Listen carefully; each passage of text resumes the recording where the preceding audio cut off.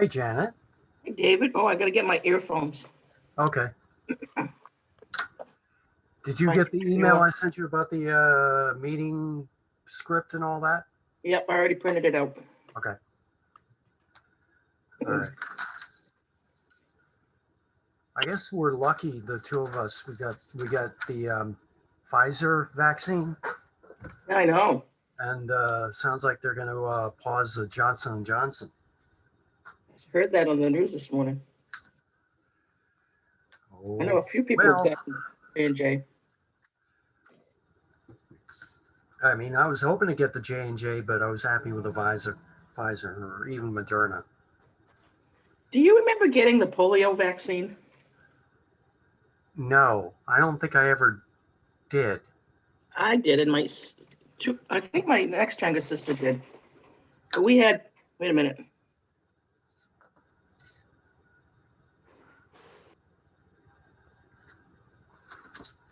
Shot. Can you hear me? Yep. I got a cat doing something bad over here. Get out of here, cat. So I remember the MMR, vaccines, and always getting an allergy vaccine every Wednesday as a kid. 2 of them. Didn't like that. I had to get a whole reboosting of my vaccines when I went to grad school, because Brandeis had so many international students who weren't vaccinated. Yeah. No, that's interesting. I don't remember that. I mean, I didn't have to do it for Harvard, but I had to do it for Brandeis. Yeah, get out of here. I'll be right back. I'm just gonna open the restrooms and put the sign up on the door. Okay.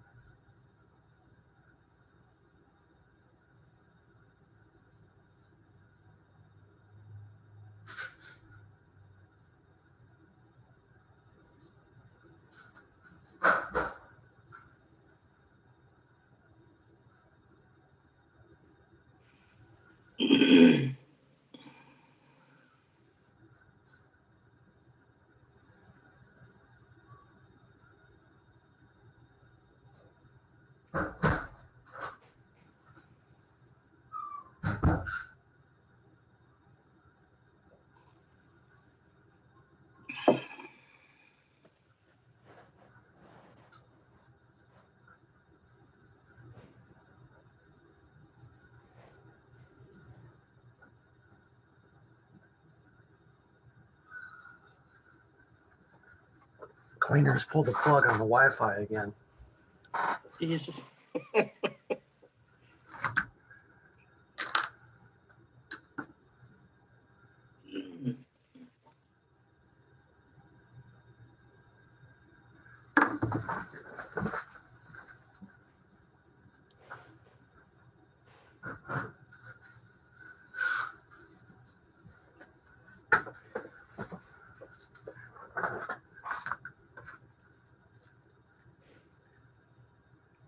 So I have an interesting idea.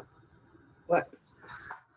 You know these new bikes that you rent by the phone? Apparently, they have a section where you can apply as a business to either locate them there or sponsor. And I was looking outside, about possibly like putting a bike rack out there. And,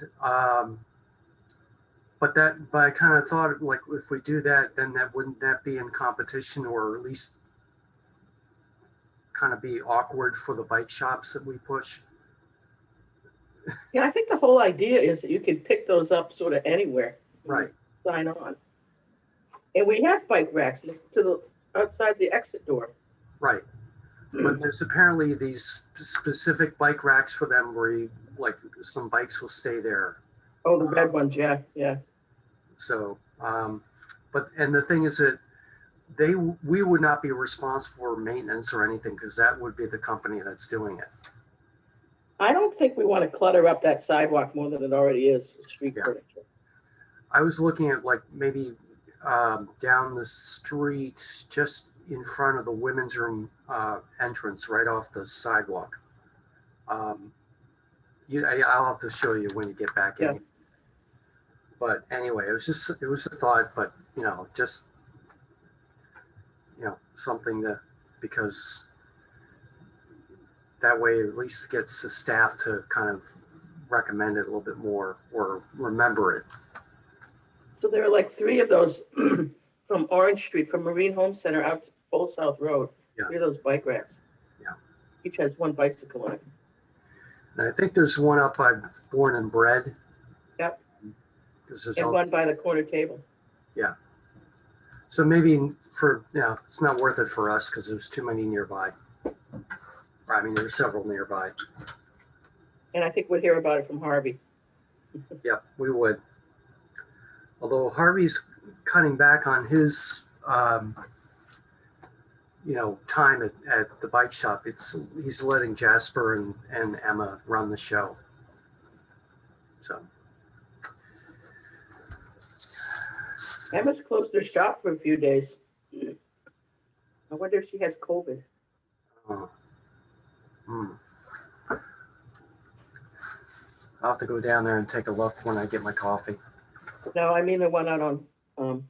They're usually closed on Wednesdays in the spring. Who is it? Who is? Young's. Yeah, no, I'm talking about her creative, her craft store. Yeah. Okay. I posted on social media yesterday.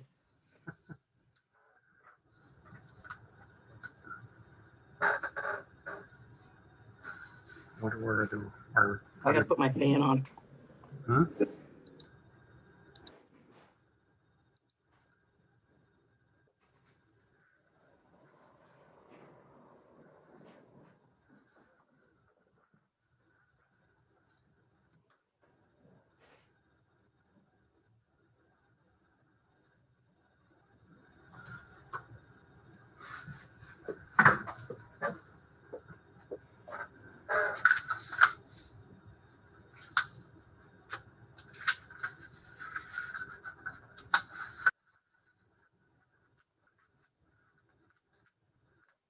Hi, Josh. That's not Josh. That's not Josh. Sorry. Tony, hi. Good morning. And it's not Andrea. No, I think I'm signed into her account as I have. There, I'm fixed. Now I belong to me. Hi, Tony. Good morning. Pleasure to meet you. Nice to meet you. Can't wait till we can do it face to face. I know. Soon, right? Yeah. Hi, Liz. Good morning. Hey, Liz, do you have a phone number I could record that's not the Highline number? Sure. 508. Yep. 367 1236. I tried calling the 3949 number yesterday 3 times and there was no answer. It kept looping in. Looping. Yeah, to the beginning. we've had considerable IT issues, and so we haven't been able to print tickets, and so the phones have unfortunately been involved with that as well. So I'm sorry. I apologize for that. Oh, that's okay. I wonder if it's anything to do with the whole registry, malware thing. I'm not sure, but something's going on. The other thing is unfortunately, we no longer have a fax. So you guys were so kind, especially in the winter, to send us who's open for, you know, available rooms. Yeah. So I'm gonna get with you and maybe you could give you my email. Okay. And we can do it that way. Okay, and you know, I'm sure although I actually understand, I think this could have changed, but the staff doesn't have access to web, you know, internet access at the desk. Okay. Because it's available on the website. Oh, okay. We can look on the website then. Yeah. That's no It's problem. under open rooms. Okay, that's perfect. Thank you. Hello, everybody. Good morning. My cats have decided it's time to Zoom. There's 4 of them in here right now.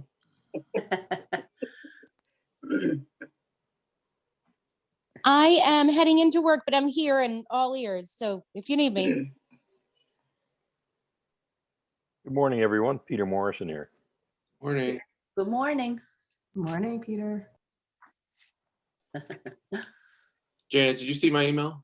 I did. Is that okay? Yep. Thank you. Is this everybody? I know we might be expecting Mary. Mary's supposed to be here. Karen is the one who said she was going to be traveling. So let's give Mary another minute and then we'll jump in.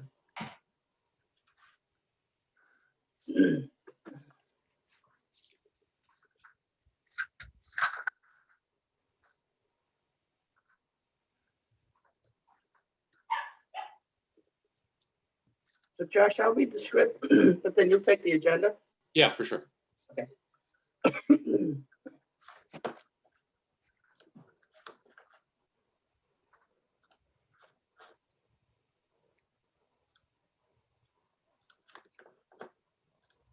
Hi, Mary. Hey, Mary. Hello, everybody. Mary.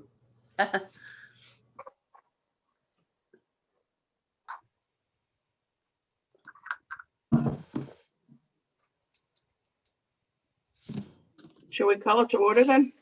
Sure, I'm just pulling up the agenda, sorry. Okay.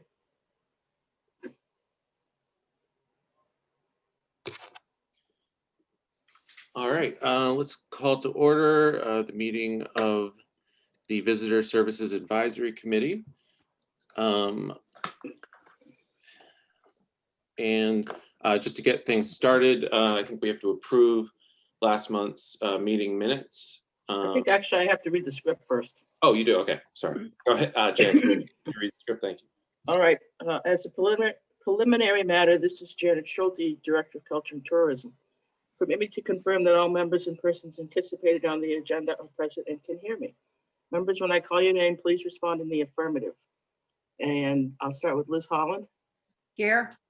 Sharon Quigley, Here.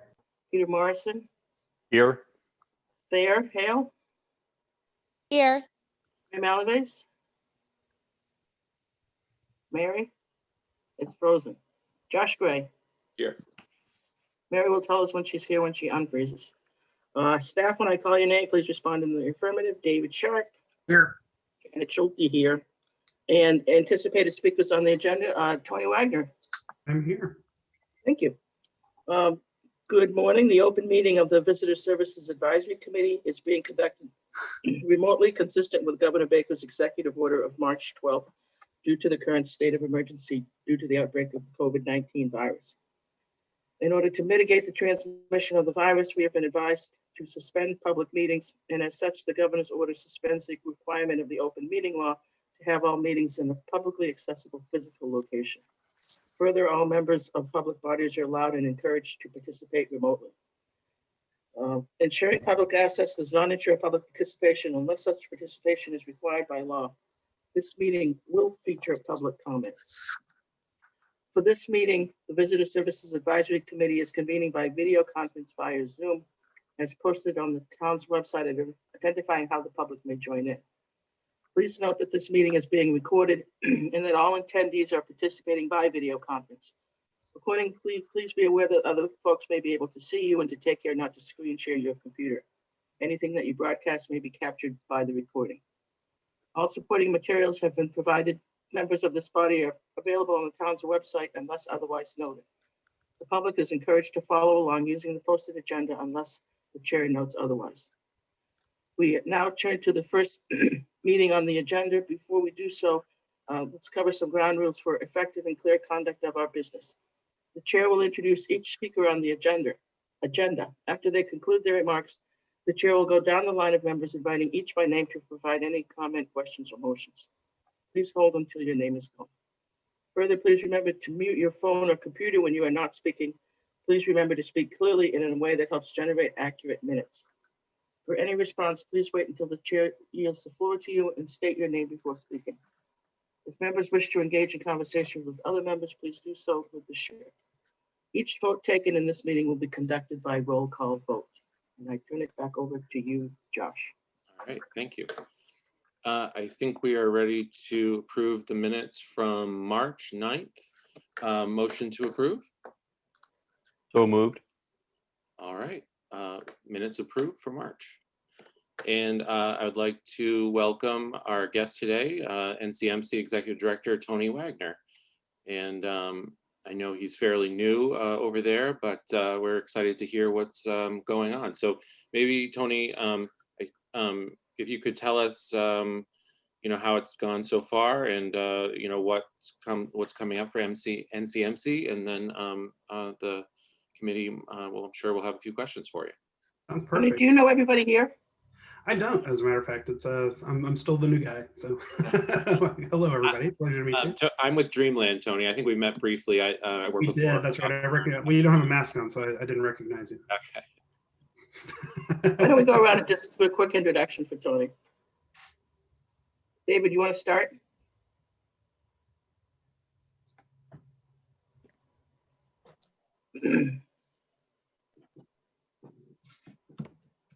David, do you want to start? It looks like it's up. You can unmute David. I'm sorry, what am I, Introduce yourself. oh, okay, yes, sorry. I was like writing notes. Hi, Tony, I'm David Sharp, the Visitor Services Coordinator here at the Department of Culture and Tourism, and we run the Information Center at 25 Federal Street. And during the season, we're open 7 days a week with staff, and we have other locations at Strait Wharf and at the airport, and also we run the programming down at Children's Beach. So we do a lot. And I'm Janet Schulte, Director of Culture and Tourism. Liz. Liz Holland, I'm the manager down at the High Line for Nantucket side. Meet you. Sharon. I'm Sharon Quigley. Nice to meet you, Tony. I work for the Nantucket Hotel and the corporate office for them. Peter. I'm Peter Morrison. I'm co-president of the Civic League. Josh. Well, Josh introduced himself already. There. Are you still driving? Hey, Dreamland. Yes, I'm there. Hale, I'm the manager of Nantucket Loops. And I don't know who this James person is that popped up on our screen. Hi, Janet. It's James Russell, NHA. Hi, James. And we lost Mary again, but maybe she'll come back in. And James is the director of the NHA and visiting with us today. All right, Tony, turn it back to you. Sounds good. Pleasure to meet everybody, and thanks for having me to your meeting today. I appreciate it. I know I spoke with Andrea, and I know you guys were scheduled to speak with her last, I think, March. Perfect timing, and and then that didn't happen. So I know you haven't heard from the NCMC in a while, so I appreciate that. So really, what I wanted to do is just give a quick update on how we handle COVID and how we weathered the worst of it over the past year. And the two answers to that are virtual lessons and live streaming. We were able to really quickly pivot over to virtual lessons. We already had the groundwork in place ahead of time. So we have a couple of devices called the Virtual Maestro, which is essentially a fancy Zoom on wheels, allows us to push it around and do lessons that way. At the height of COVID, we had about 60% of our lessons were virtual. We did have a few piano lessons and guitar that were happening in the building once we were allowed to open back up. So I guess actually 100% of our lessons for a little while were virtual. And now we're at just around 40 to 45%. So we're slowly getting people back in the building as we can safely. And that really is just the piano and string instruments. So anything that's woodwind, brass, singing is still all has to be virtual. We just can't do it safely. And then live streaming is really the bigger success story, I think. So far this fiscal year, we've had 26 performances that have been live streamed, performances in other programs, which is just a fantastic number compared to about 20 total programs the entire previous year, and those are all in-person programs. The number I love to talk about right now is 5,000 viewers. So those 26 programs have had over 5,000 viewers, and they've watched more than 800 hours of programming. I like to do the comparison to what that would be in person. If we had sold out every audience for live, we would have had 750 attendees. So it's really a significant live stream has changed the way we're going to be doing our concerts from now on. I just don't see a way to go back to just in person. I welcome people back into the building. I welcome in-person concerts, but we're always going to be live streaming from here on out. So where are we right now is a great question. We just transitioned to a new monthly subscription model. We were on a semester-based system before, which caused a lot of challenges when it came to recruiting summer students and just kind of short-term students, as well as adult students. It's a big commitment to pay upfront for 3 months worth of lessons. So we transitioned to a monthly subscription model where you pay for a month, you get a month's worth of lessons, and that's how it works. It really simplifies and streamlines everything. We're ecstatic that every single student except for one that was on the semester system this last semester we had has transitioned over to the monthly subscription.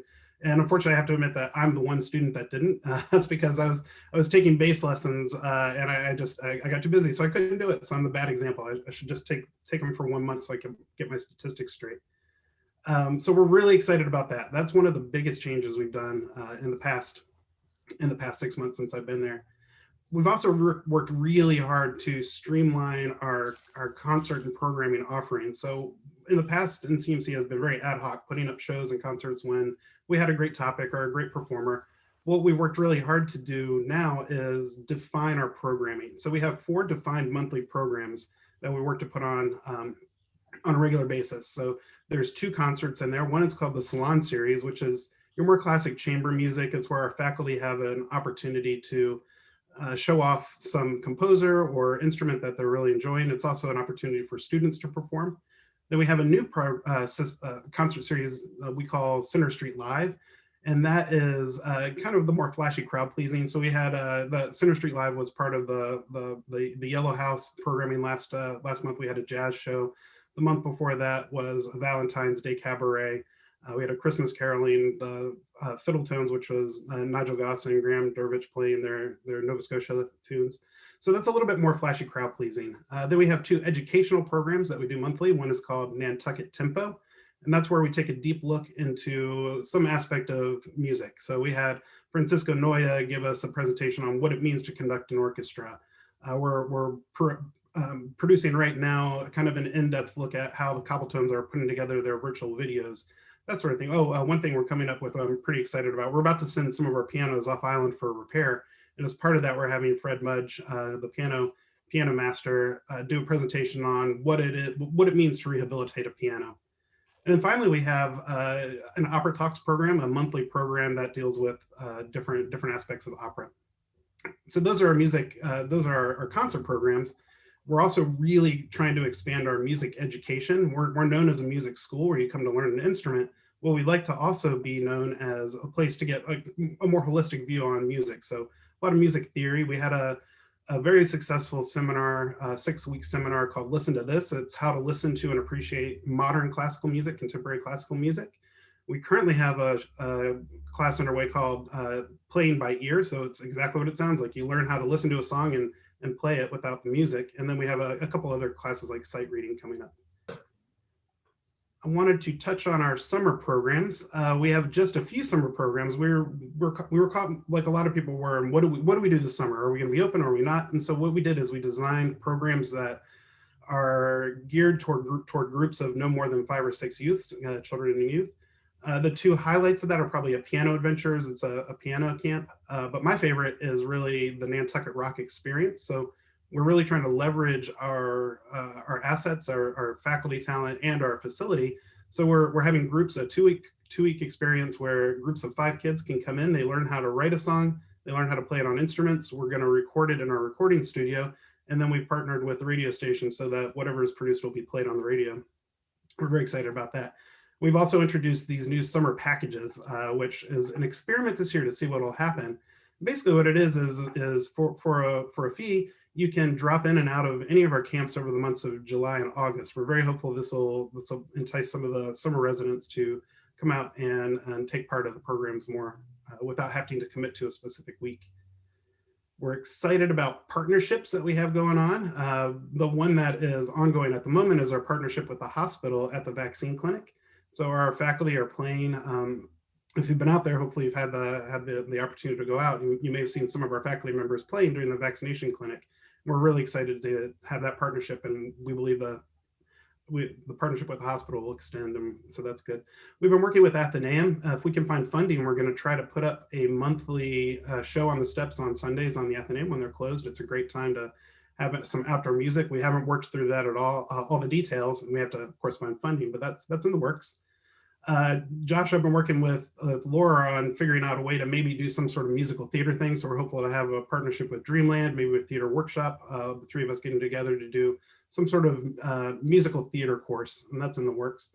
And finally, we're working with our co-resident, the Nantucket Community School, to do some youth programming as soon as we can get kids back in the building in a group. So I think you guys know about our major events already. The organ crawl is really the only one. The news on that is that we're moving it to July this year. It's still going to be pre-recorded.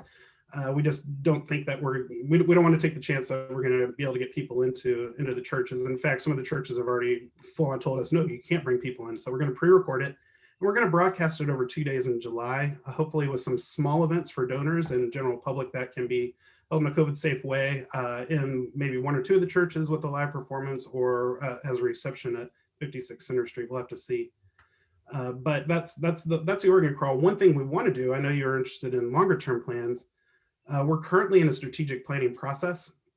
And one of the things that's come up is we would really like to expand our major event offerings, and what we're eyeballing, we haven't even come close to finalizing plans on this, but is a fall event and a spring event. Basically, it would just be a 1-day music festival of some sort that would focus on blues, bluegrass, jazz, something that we feel the island has a desire to participate in, and really would be, like I said, just a 1-day, come out to an open field. I'll be giving you a call, James, to see if I can use the oldest house or something, where we can hold it. But that's really one of the ways we want to get back out into the community and get our faculty some performance opportunities. Then the other 2 things are, well, one of them is community programming. We're really interested in getting outside the walls of our facility. So while we're super proud of 56 Center Street and it's a great facility, we are the community music center. And so we're really hoping to get find ways to get more out in the community to do things. And the vaccination clinic is one of the first steps in that. Then finally, we want to grow the school. So we have a little over 100 students at our peak. When we have ensembles, we tend to have somewhere between 150 and 200 participants. And we'd like to make sure that everybody on the island that has an interest in music has an opportunity to participate with us. So those really our plan. So I know I just went through that, and I went through it fast, mostly because I know everybody here knows the Ncmc pretty well. So if you have any questions, I'd love to answer them. Anybody have a question? Go ahead, Sharon. Oh, Tony, I'm embarrassed to say I didn't know all that wonderful programming, and I'm a local and I should come to some of this, and I'm very excited now that you've educated me. Given that we are visitor services, and I always think about from the short-term visitor, not the summer resident, is there anything that you're doing that it would be appropriate for people who are here for like 2 or 3 days, aside from the concerts? But I'm thinking, for instance, there are a lot of families that come to the island. We happen to cater to families. We have kids that might be interested in or parents that might be interested in doing a program where they could drop their children off for some period of time. I don't know if there's anything you're doing that caters specifically to the short-term visitor. That's a great question. And the short answer is we haven't focused specifically on the short-term visitor, mostly because it's just, what do we, we can offer a music lesson, but that doesn't really do you a lot of good in the long term. I think one of the ways that we are looking to address that is with some of our facilities. And what I mean by that is the recording studio is a great example. So 1 or 2 day program with our Floyd Kellogg, our house recording engineer, would be a great way, and you'd end up with a final product. It'd be a fun way for a kid to spend an afternoon or two, I think. And so what we're really trying to do is promote the recording studio, not just in that way, but also throughout the island. Most people don't know that we have a state-of-the-art recording studio that is actually used to produce feature-length albums. It's used to do soundtracks for movies, audiobooks. It's a fully functioning, sophisticated recording studio, and we'd really like to get the word out about that as well. So that'd be a good short-term program. Yeah, I would love to put you in touch with our marketing team, because we're always looking for program ideas to create, like a weekend where, come and learn about how music gets recorded. And so we put together a couple events. Maybe they hear a concert, maybe they see the recording studio, maybe they visit the radio station. I don't know, but I love it. Yeah, I'd love to talk with them. Yeah, so maybe I'll reach out to you offline on this. Perfect.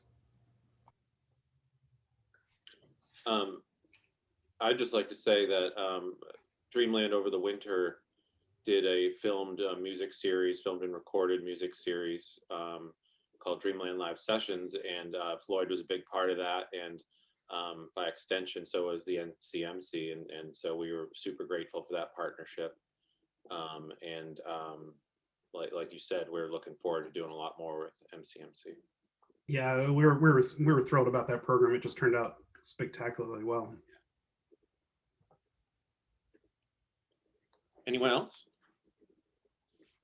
Yeah. What's the age range of your student body? So that's a great question. So our youngest kids, I think we have a 6-year-old, 5 or 6-year-old is really the youngest, and then the oldest is probably in their 70s or 80s. So we're all over the place. I should have mentioned one of the fun things about COVID. I can't believe I just said that out loud. One of the fun things about COVID, but one of the interesting things is we did all our student recitals virtually, and for the first time we had broad participation from our adult students, mostly because you could take it, do as many takes as you needed to in order to get it right. So that took the pressure off of and you're not sitting in a row with a bunch of kids in their Sunday best waiting to go up on stage. And so we're really excited about that. So we do have a sizable portion of adult students that we're very proud of. Great. Thayer, is that your hand up? It is, yes. Hi, sorry. I too am embarrassed to say that I didn't realize how much awesome programming was going on there. Really impressive. I had a funny suggestion, or not really suggestion, or question, I guess. Do you guys have any kind of a platform for local musicians to get set up with the public? So for example, when things were really bad last year, it was my little sister's birthday, and my step huge live music fan, and she wanted so badly to have somebody, and had the happen. This guy was he was looking for gigs for There, you're breaking up pretty badly. little, wonder if there's anything where musicians can. I think Can you hear me? The question. Yeah, Yeah. I think I understand. Okay. You're breaking up pretty badly. Yeah, I think you were asking, do we have a platform for local musicians to kind of advertise, or for lack of a better word, but list that they're available for private performances? And the short answer is yes. Okay. We do have a page on our website right now that it says is musicians for hire. It goes to a kind of a 404 not found at the moment. That's one of the things we're fixing on our one of the many things we're fixing on our website. But the short answer is, if somebody gives us a call, we're positioning ourselves, and we'd like to be kind of the hub of musicians on the island. And so if somebody gives us a call, We know that this great guitar player is looking for a gig. We know that a fiddler is looking for a thing. A cellist wants to play a wedding, and we want to be able to direct it straight out. So any musician that gives us a call and says they're looking for a gig, we will certainly put them on the list. We do get calls randomly we get a lot of calls from people coming on island for weddings saying they want to put together a little string quartet or something like that. And we're more than happy to put that together. So the answer is yes. Cool. Cool. Thank you. Yep. Anyone else? I just want to add something about the musicians for hire. I had a friend who was looking for a memorial service out in the grounds of the Ncmc Chapel last year with a specific musician they were looking for to, and thanks to, your help, we were successful in helping that off-island person. So it works. It really works. Awesome. Peter? I'm just kind of blown away by what I've heard as I sit here and ponder the fact that COVID has imposed a natural experiment upon us. And you've said that you're never going to go back again from live stream. And as I sit here, I'm making a list of second order implications that are perhaps only apparent when you start to think about them and discuss them. And they have direct implications, I think, for visitor services in terms of ways we can help roll out the new normal. As you spoke, I was thinking to myself, is the piano going to become the new swimming pool for summer residents who ponder coming to Nantucket and saying, I think we should stay there for perhaps 6 weeks, buy ourselves a subscription model that encompasses Mariah Mitchell, Ncmc, the Athenaeum, community sailing, Dreamland, and turn the summer into a de facto educational experience for our children. And I wonder how long it'll be before realtors say, if you have a piano in the house, you're going to be targeting that demographic that is seeing Nantucket as kind of an all-purpose, all-inclusive educational camp that happens to be in an incredibly beautiful setting where you can go out and act like it's a vacation. So I kind of lay that on the table, and I'm listing the ideas and saying, well, not only that, but when these kids grow up 5 years, we've got ourselves a base for recruiting summer employees. We're no longer completely constrained by the visa problem. So there's a real opportunity here if we just sit down and think through how we want to frame this development, which I think everybody is aware of. And people may not have thought of the summer as a de facto semester in disguise.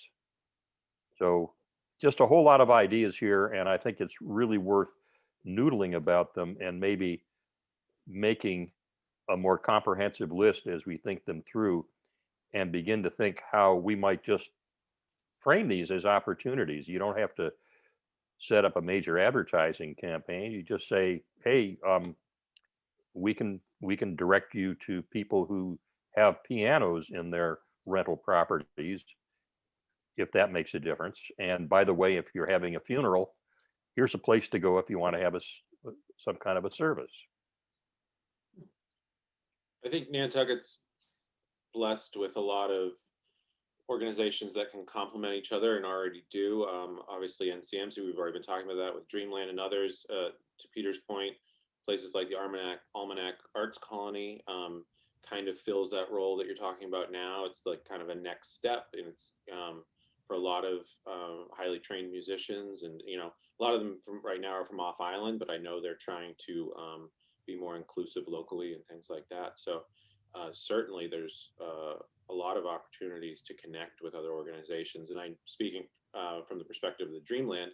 I know that long term, several organizations, arts organizations on the island are looking to, team up on in certain areas and provide a cohesive platform for things like you're talking about, Peter, like education and you know, a well-rounded education, you know, that is drawn from all the arts on Nantucket.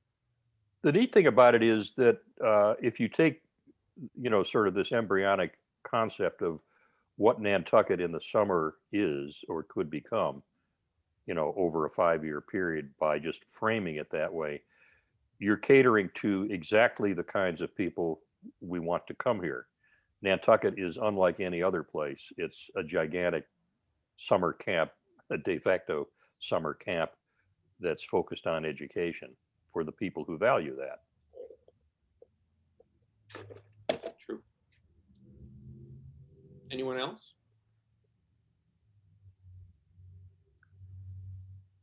Well, if nobody else has anything, Tony, I want to thank you for your time today. You've given us a lot of great information on the organization, and you know, even though you've been here for a little while, welcome to Nantucket and congratulations on the new position.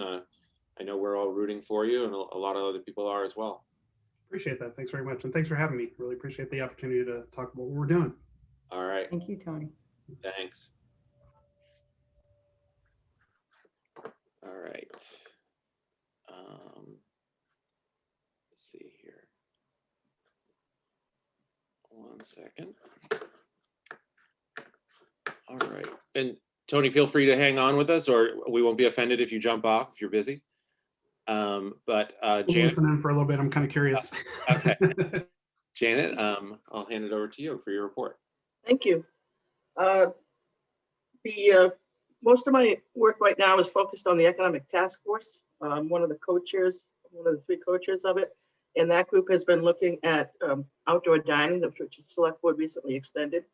The Chamber's Rock Solid Grant Program for businesses, which was funded with some money from the Fireworks Fund and the License Plate Fund to provide grants to businesses who suffered through the pandemic. We're starting now to talk with nonprofits about what we can do, what the task force can do to help them have a safe and successful 2021. And it's very similar to what the businesses have told us that they need. We're also talking about, some restaurants have asked us to figure out how to have family activities in the core district in the early evening as a way to drive families to restaurants and give them some kind of activity. So it sounds like that concert idea that Tony talked about on the Athenaeum would be right in line with that kind of bring the family into town and then go to have dinner somewhere.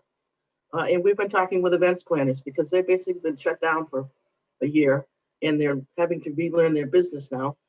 And it's interesting to hear their conversations about how they're ready to go shoot right off and have an event for 300 people when you can only have an event for 150 people, unless it's in your backyard private, and then you can only have it for 25 people.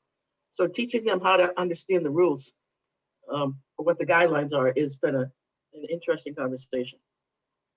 So we meet every Wednesday and generally come out with some kind of project for somebody else in town to implement. Because mostly it's about changing regulations, zoning, bylaws, whatever, to allow different kinds of activity to happen. The work in the cultural district, which sounds pretty much like what Peter was talking about, the emerging goal there is to promote greater collaboration among the organizations. I know there's a lot going on in the new version of the cultural district, which gets redesignated this year, will focus on promoting that kind of collaboration and working together. We're trying to get a new website to be developed for that, so it's a little more robust and accessible to people and organizations to be able to post their activities or for users to find what's going on. And we're hoping to get that up and running sometime this summer. And we're going to put a kiosk in the Thomas Macy warehouse for people to access to find out what the cultural activities are on the island. David and I met with Parks and Rec Commission last week to talk about July 4th and Children's Beach activities. Those ideas are emerging. I don't think we're going to see people sticking their faces in pies on Main Street this summer next to each other. So we're talking with the health department as well about the idea of having a concert for kids on the morning of July 3rd and then a traditional jazz concert in the evening. So we have something to offer the visiting public and the residents on Independence Day celebration. I have been sitting on a group called the World's Monument Watch, which would give Nantucket a designation of a place to preserve as a result of preservation effort, historic preservation that's tied to coastal resiliency. That group is going before the select board tomorrow night to ask the board to endorse that designation. It has the potential to bring some funding in to help plan for the preservation efforts in terms of resiliency and sea level rise, but it's not guaranteed. I think I've mentioned before that I'm working on the Arthur Cooper Memorial. That will be an event in August to recognize a runaway slave who found freedom here in the pre-Civil War era. And that will be on Angola Street and New Mill Street at the corner there. It's being paid for by a summer resident who lives in that neighborhood. And it's just a short distance from the African Meeting House. So there's some hope that there'll be a kind of healing moment between the designation of how this monument will celebrate the life or the interaction between the white community and the people of color in the 19th century with what happened recently a couple of years ago there at the African Meeting House.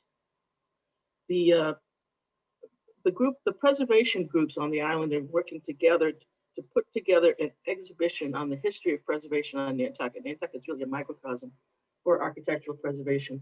And there's a group that's coming together to plan that, looking for a location for it. They had a meeting yesterday, which I missed, but they were originally talking about doing it in 2022, but I think now they're talking about 2023 because it always takes longer than you think to put an exhibit together.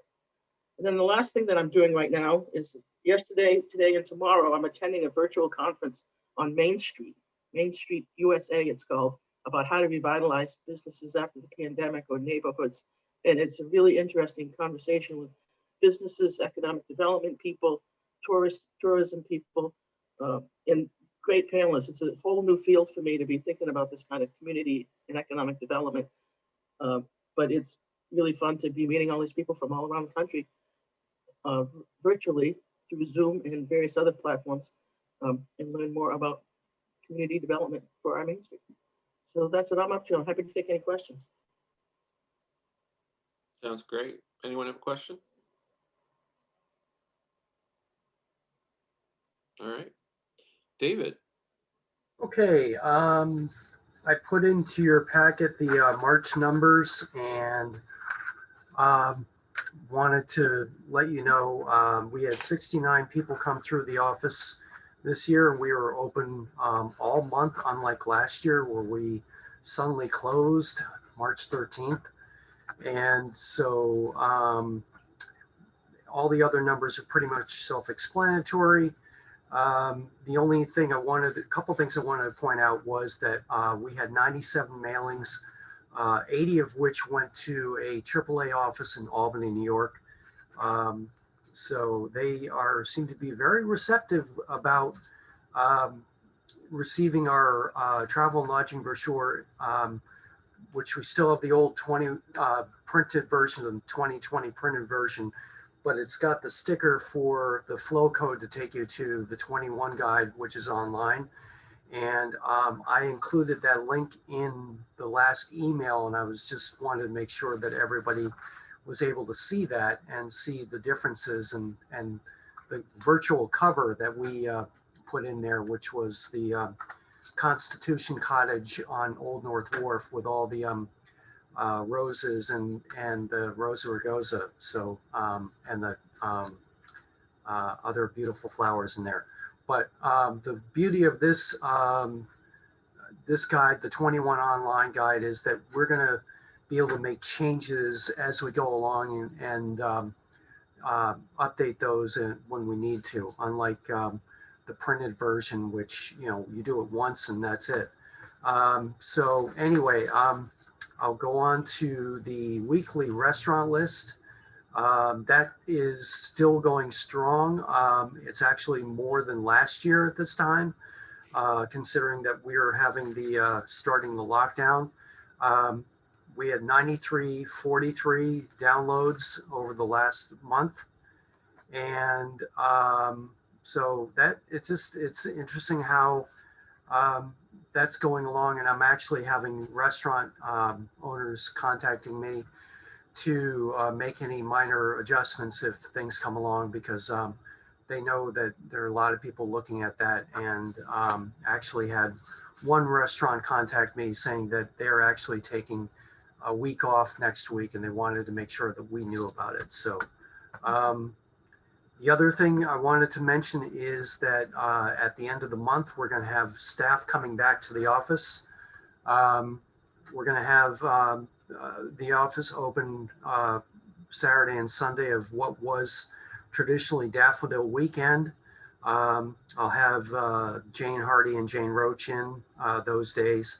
And then after that, we're going to be open on Saturdays through early May, and then start opening 7 days a week, hopefully after May 15th, and then get more staff in at that point. And then by June 15th, we're going to be open at Strait Wharf and at the airport. So hopefully we'll get back to normal in some little way this year, and you know, be able to share Nantucket Island with the public in a lot better fashion than we did last year. So that's all I have. I'd be happy to answer any questions. Which restaurants close next week? That would be Keepers. They're closing on Thursday and then reopening next week. But the other interesting thing is a number of restaurants, about 5 or 6 of them, decided to close for about a week or up to 3 weeks early, you know, for like a mini spring break.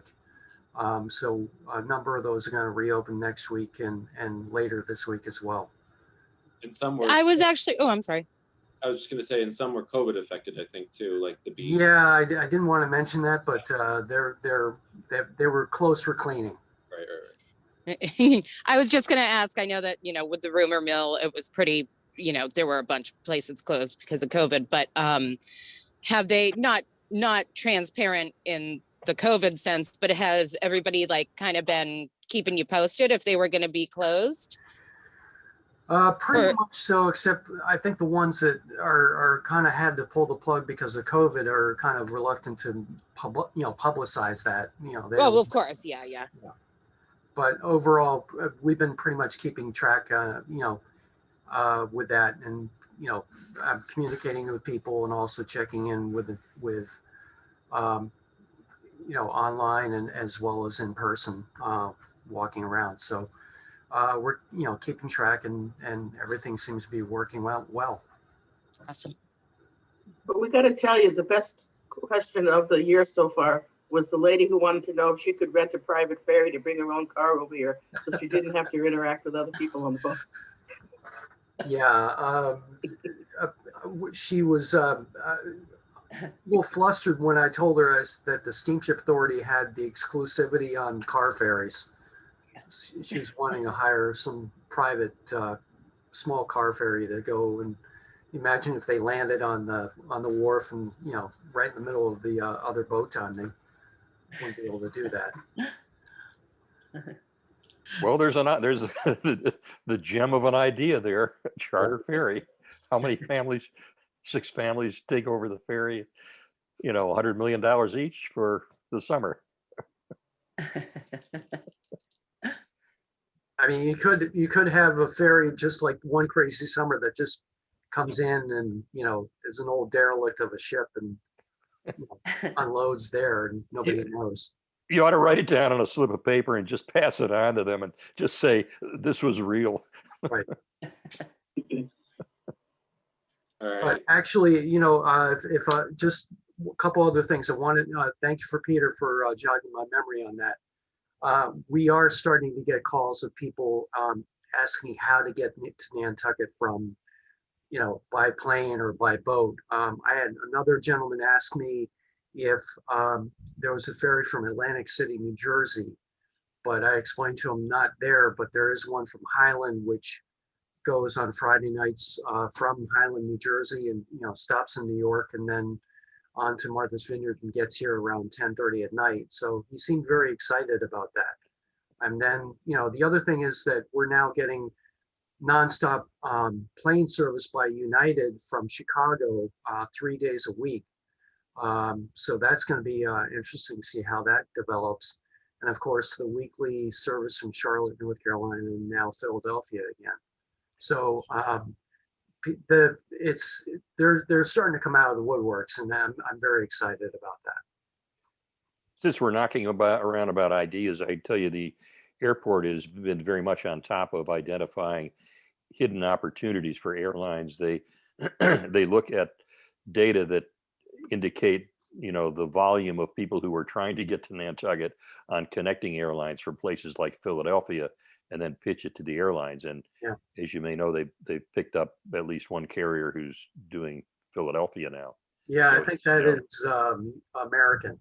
yeah. Yeah. So the opportunities are out there, and there's, you know, nothing is fixed in stone. I mean, I would take seriously the idea of people who are interested in the concept of charter.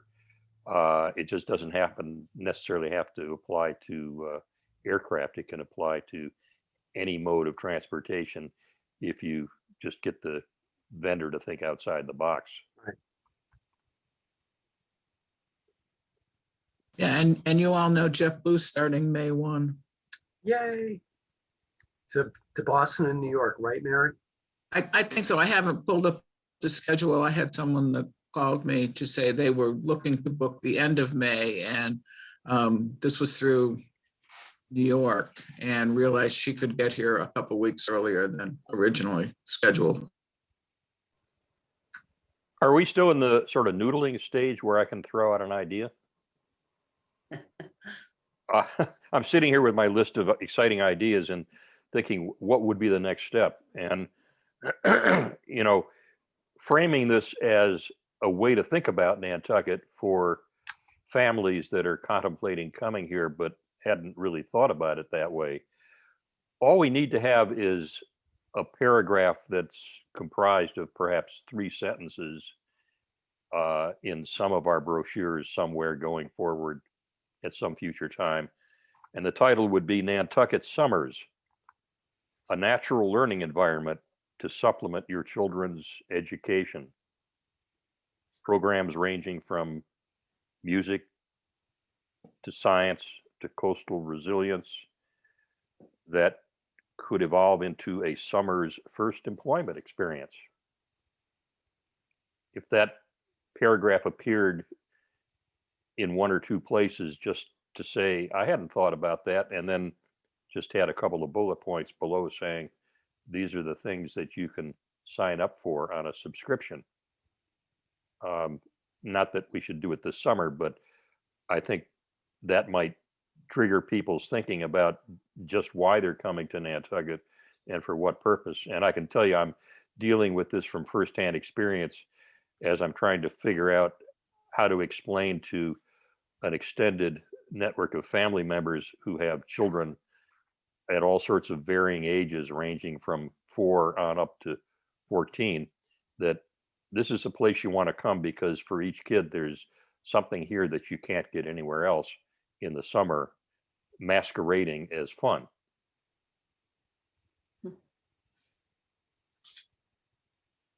Certainly a lot of work that we can work towards. Anything else? Can I talk about a little self-promotion? Sure. The Nantucket.net, Suzanne Dobb, Yesterday's Island, has put up, they actually own the domain name daffodilfestival.com. And I suggest you all go to it. Suzanne, to help a lot of the nonprofits, including the Garden Club, Nisha, has put up a virtual daffodil sort of festival, if you want to call it that, online, virtually only. And she's worked with the Garden Club. So we are having a little flower show.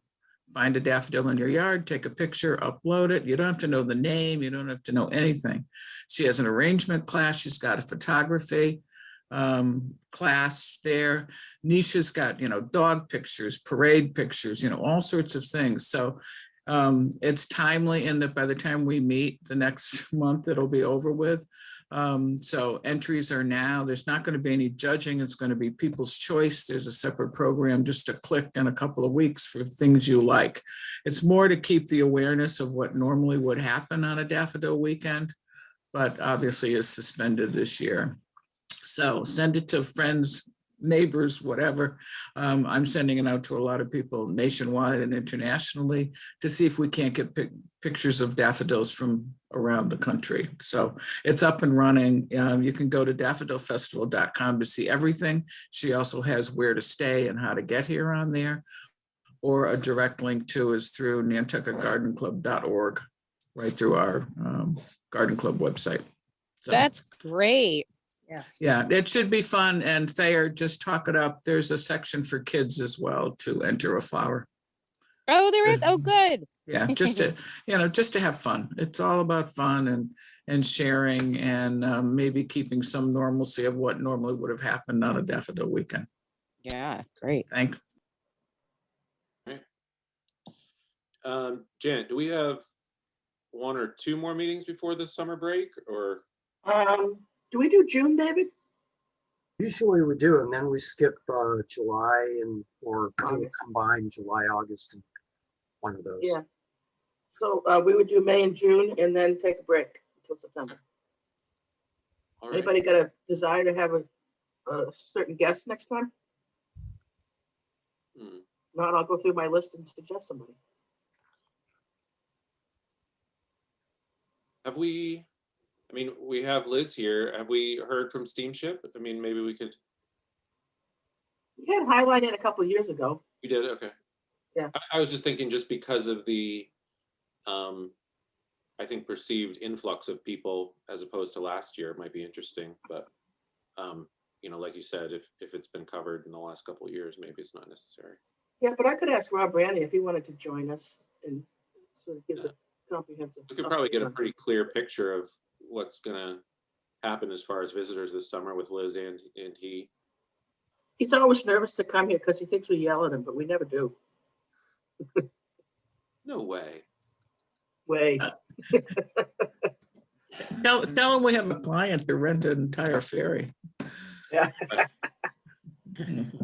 If you run out of possibilities for speakers, you might get the guy at the airport who can talk about aviation, particularly general aviation. They have probably a better basis for anticipating not just the volumes, but the kinds of people who are coming over and there might be a prospective explosion of influx through general aviation. All right. Well, that could be the theme of the meeting is, summer 2021 and what do we know? Yeah. Maybe have them both. Just tell us what do they know? The ferries and then the general aviation. That's Tom Rachter you're mentioning, Peter? No, it's I'm blocking on his name. The guy who does all the analytical work. Noah, yeah, Noah Carver. He's been on before. Yeah, he's a real sharp guy, and he's got a lot of data. If anybody has the data, it's Noah, and he sits there and just ponders it all the time. And he drives birders around the airport to see great raptors. Right. It might be a nice theme of, forecasting transportation, especially where you're going to start opening the kiosk at the airport as well. Right. You might be able to tie that, and I know Liz is probably happy you're going to open Straight Wharf too. So, yeah. Right. Okay. All right. It'll be fun to work on. Sounds like a good mix. All right. And what would the date for that be? Second Tuesday in May is 11th. All right. And I already have it on my calendar, so. One more, I have one question. Yep. I have one question. How is the Macy warehouse kiosk coming? Are we still targeting around June something? No, I'm running into issues with procurement on the contract with the website developer. And we had looked at a kiosk, so it's going to be delayed. Okay. Yeah. Probably, it might not even launch until the fall at this point. Okay, just so we have some idea. Yeah. No, we're all excited about it. my ambition and the timeline to get stuff done in town are way off. Oh. I understand completely. Keep me posted. Well, All right. Well, motion to adjourn. So moved. All right. Second. Everybody have a great month, and we'll see you in May. thanks for Thanks coming, again. Tony. Okay. Thank you. Thank you. Bye-bye. Bye.